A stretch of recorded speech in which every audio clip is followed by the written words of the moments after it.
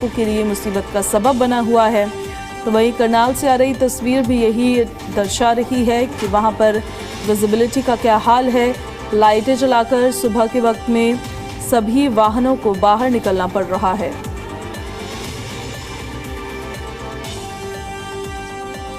हरियाणा के कई जिलों में ठंड और कोहरे का अटैक देखने को मिल रहा है। सबसे पहले आपको 4 तस्वीरें दिखाते हैं हम। अलग अलग जगहों से ये तस्वीरें सामने आई है। फतेहाबाद, यमुनानगर, करनाल और महेंद्रगढ़ की तस्वीरें हैं। करनाल शहर में कड़ाके की ठंड है जिसके साथ घना कोहरा है और इस घने कोहरे के बीच में ही इस ट्रिपल अटैक के बीच में पब्लिक रहने को मजबूर है। हरियाणा के अलग अलग जगहों से आ रही तस्वीरें। करनाल में आपको विजिबिलिटी बहुत ही कम नज़र आएगी। 60 to 70 मीटर्स की विजिबिलिटी है। थोड़ी सी दूर जाने पर वाहन ओझल हो जाते हैं। यमुनानगर में भी कुछ ऐसा ही हाल देखने को मिल रहा है, पर यहाँ पर विजिबिलिटी फिर भी नज़र आया है। करनाल से तस्वीरें हम आपको दिखाते हैं जहाँ अपने वाहनों की लाइट्स जलाकर सुबह के वक्त में लोग बाहर निकल रहे हैं। और महेंद्रगढ़ में ठंड काफ़ी ज़्यादा है, हालांकि वहाँ पर कोहरा नहीं ज़्यादा देखने को मिल रहा है। तो ये हरियाणा के अलग अलग जिलों से तस्वीरें सामने आई है जो आपको दिखा रहे हैं हम। ठंड, प्रदूषण और कोहरे का ये अटैक दिल्ली, हरियाणा और गाजियाबाद से दिखा रहे हैं तस्वीरें हम आपको, जहाँ पर तस्वीरें देखकर आप समझ सकते हैं कि स्थिति आज क्या है। तो ऐसे में खुद ही सावधानी देखिए बरतने की ज़रूरत है ताकि खुद को और अपने परिजनों को सुरक्षित रख सके आप। साथ ही साथ जहां पर कोहरा छाया हुआ है, स्पेशली जहां डेंस फॉग है, बिल्कुल भी ओवर स्पीडिंग करने की कोशिश ना करें, ओवरटेक करने की कोशिश ना करें। कोहरे की वजह से विजिबिलिटी पर इतना ज़्यादा असर पड़ता है कि आपको नहीं अंदाज़ा लग पाता है कि सड़क पर आखिर कौन सी गाड़ी मौजूद है, कितनी दूर मौजूद है, अंदाज़ा नहीं लग पाता। इस वजह से ओवर स्पीडिंग करने की कोशिश ना करें।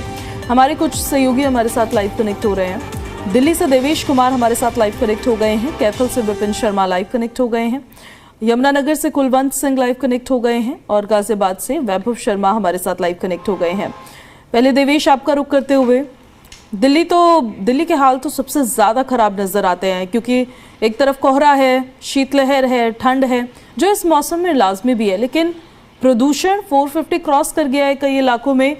इतना गहरा डेंस फॉग भी नहीं, डेंस स्मॉग कहना इसको ज़्यादा बेहतर रहेगा जो दिल्ली में आज नज़र आ रहा है। देखिए, बिल्कुल आपने बिल्कुल सही कहा है कि ट्रिपल मार जो है दिल्ली के लोगों को झेलनी पड़ रही है। एक तरफ ठंड पड़ रही है, दूसरी तरफ कोहरा भी है और तीसरी तरफ जो पॉल्यूशन है जो कि दिल्ली की एक बड़ी समस्या है। जैसे ही ठंड शुरू होती है तो ये पॉल्यूशन भी अपनी दस्तक दे देता है। हम आपको तस्वीरों के जरिए दिखा देते हैं। दरअसल अक्षरधाम पर इस वक्त हम मौजूद हैं और किस तरह के हालात हैं वो दिखा देते हैं आपको। जो कोहरे की चादर तो नज़र आ ही रही होगी, साथ ही साथ इसी कोहरे की चादर में जो धुंध है, जो पॉल्यूशन है वो भी है और यही दिल्ली के लोगों को परेशान करता है। हर साल इसी तरह के हालात रहते हैं।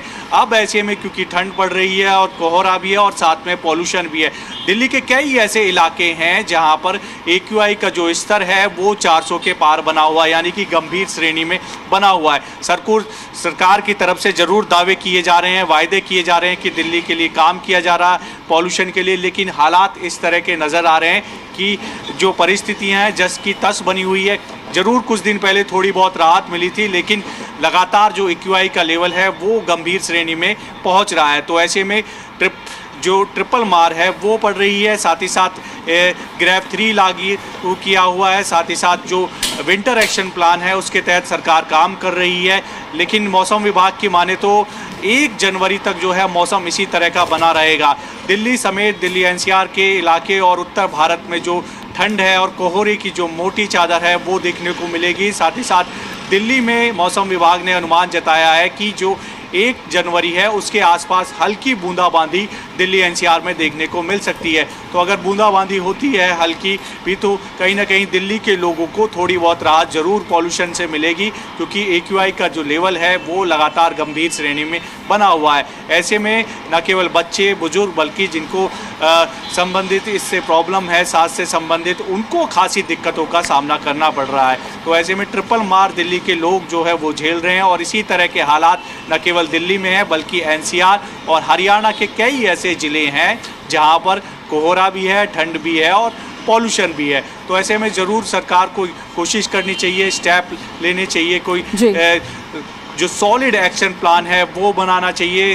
साथ ही साथ ये भी ज़रूरी है क्योंकि दिल्ली से जो सटे हुए राज्य है, या चाहे हरियाणा की बात कर लें या उत्तर प्रदेश की बात कर लें, तो कोशिश सरकार को ये करनी चाहिए कि मिलकर कोई प्लान बने जिससे कि इस जहरीली हवा से निजात मिल सके, क्योंकि हर साल इसी तरह की परिस्थिति होती है। इसी तरह की जो धुंध है, मोटी जो चादर है वो नज़र आने लगती है और इसका खामियाजा दिल्ली के जो लोग हैं वो हर साल भुगतते हैं।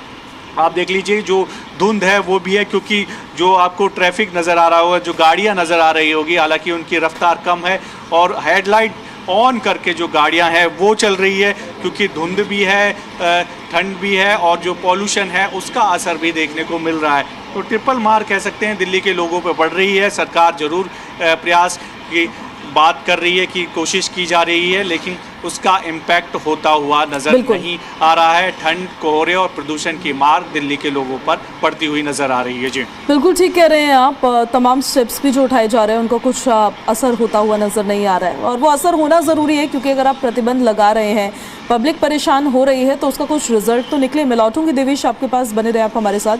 गाजियाबाद आपको लिए चलते हैं, वैभव वहाँ से कनेक्टेड है हमारे साथ। गाजियाबाद भी दिल्ली से सटा हुआ ही है, एनसीआर के क्षेत्र में भी बहुत ज़्यादा स्थिति वैभव कुछ अच्छी नज़र नहीं आती है।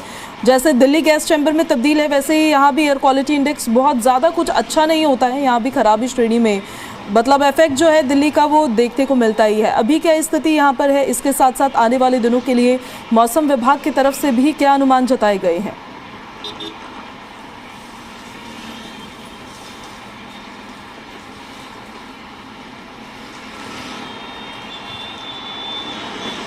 आपकी आवाज़ हम तक पहुंच नहीं पा रही है। वैभव, आप अनम्यूट कर लीजिए।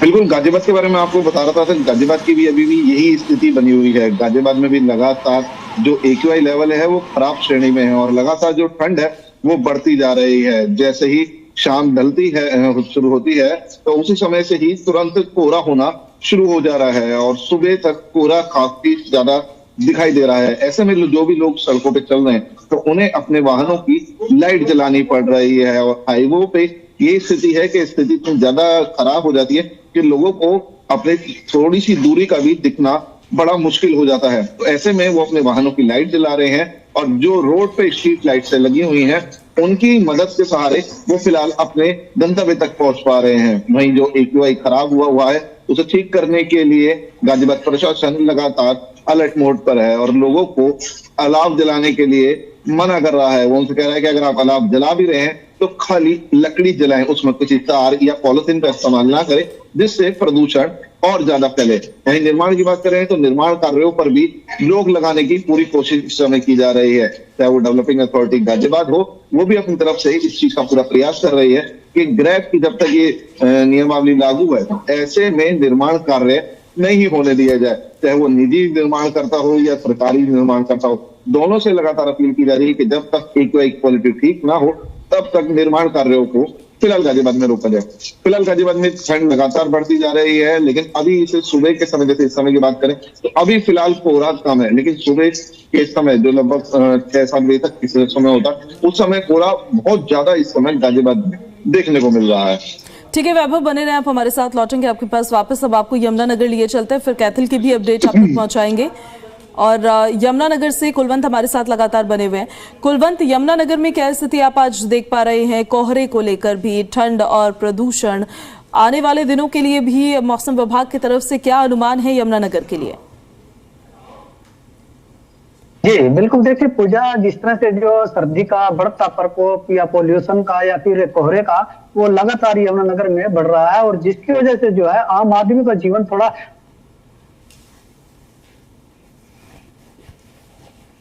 परेशानी भी हो रही है लोगों को, क्योंकि जिस तरह सर्दी का जो मौसम है वो लगातार धुंध और कोहरे की वजह से लोगों को जीवन में दिक्कत आ रही है। वहीं पर अगर मैं पोल्यूशन की बात करूं तो आज जो यमुनानगर का AQI है वो 284 का आंकड़ा है, जो कि सेहत के लिए बेहद खराब माना जाता है। हालांकि जो स्वास्थ्य विभाग है उसकी तरफ से एक एडवाइजरी जारी करते हुए भी कहा गया है कि बुजुर्ग या बच्चे जो है खासकर वो अब अगर बाहर निकलते हैं तो मुंह पर ही मास्क लगाकर निकलें, ताकि खांसी, जुकाम या फिर अन्य जो सांस की बीमारी होती है उससे बचा जा सके। वहीं पर अगर मैं जो पोल्यूशन बोर्ड है उसकी बात की जाए तो पोल्यूशन विभाग की तरफ से भी अब कई टीमें बनाकर पुलिस की सहायता से जो यमुनानगर में प्लाईवुड फैक्ट्रीज और मेटल्स फैक्ट्रीज हैं वो काफी धुआं निकालती हैं, उनको लेकर उन पर शिकंजा कसा जा रहा है, उन पर नोटिस दिए जा रहे हैं और उन पर भारी जुर्माना भी करके वो सील भी की जा रही है। हालांकि जिस तरह से जो यमुनानगर एक गढ़ माना जाता है अप्लाई का, कहीं ना कहीं है जो वो अपने जो तय मानक होते हैं उनको पूरा नहीं कर पा रहे हैं और उसकी वजह से उन पर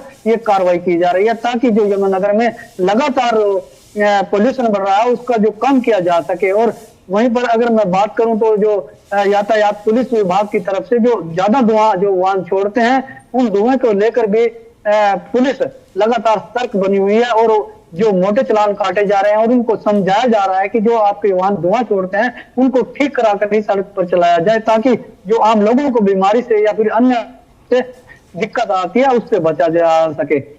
अब निगम की बात भी की जाए तो निगम लगातार पिछले कुछ दिन थे उनमें काफी सुस्त दिखाई दे रहा था, लेकिन अब जो है आसपास के जो पेड़ हैं जिन पर गहरी मिट्टी जम चुकी है या फिर उसको लेकर शटरिंग भी की जा रही है और उस पर जो पानी का छिड़काव किया जा रहा है उससे लेकर भी कहीं ना कहीं जो है अब जो पोल्यूशन की मात्रा है वो कम हो सकती है। लेकिन अब अपने लोगों को भी इसके लिए थोड़ा सा ध्यान रखना होगा कि जहां पर कूड़ा करकट है वो वहां पर आग लगा देते हैं ताकि वो हाथ सेक सके, अपनी ठंड को दूर कर सके, लेकिन जो पनिया है उनको ना जलाएं, उनको किसी भी तरह से ऐसा ना करें, उनको डस्ट ट्रॉय ही करें ताकि आम लोगों को जो पोल्यूशन मिल रहा है उससे बचा जा सके। और वहीं पर बुजुर्गों के लिए भी खास कर हिदायत दी गई है कि जिस तरह से उनको सांस की बीमारी है उनको भी इससे बचना होगा। और आने वाले जो समय में है मौसम विभाग की तरफ से भी अलर्ट जारी कर दिया है कि आने वाले समय में ठंड बढ़ेगी और जिसको लेकर जो आम आदमी को परेशानी बढ़ सकती है। वहीं पर अगर मैं यमुनानगर में फसलों की भी बात करूं तो जो इस वक्त है गेहूं की फसल है या फिर सरसों की फसल है या चने की फसल है उसको लेकर इसका इस बार जो है काफी अच्छा प्रभाव दिखाई दे रहा है, क्योंकि ज्यादा कोहरा होता है उसकी वजह से जो है जो मिट्टी होती है, जमीन होती है, उसमें नमी आ जाती है और नमी की वजह से जो है ये फसलें काफी अच्छी दिखाई देती हैं। उनका जो अच्छा प्रभाव है वो इन फसलों पर पड़ेगा, जिससे जो किसान है वो काफी खुश दिखाई दे रहे हैं। ठीक है, मैं लौट रही हूँ आपके पास, आप बने रहे हमारे साथ। विपिन, कैथल की स्थिति जरा आज बता दीजिए, क्या देख पा रहे हैं आप? मैं आपको बता दूं कि पहले कैथल में शीत लहर चल रही थी, जो शीत लहर तो अब नहीं चल रही है, जिसकी वजह से जो हवाएं तेज चलती थी पोल्यूशन इधर उधर हो जाता था। कैथल का AQI 125 तक पहुंच गया था, लेकिन आज कैथल का AQI लेवल 260 है, यानी प्रदूषण बहुत ज्यादा है। और विजुअलिटी की बात करें, आप मेरे पीछे देख ही सकते हैं कि विजुअलिटी नजर नहीं कुछ भी आ रहा है, वाहनों की रफ्तार धीमी नहीं हुई है, थम गई है।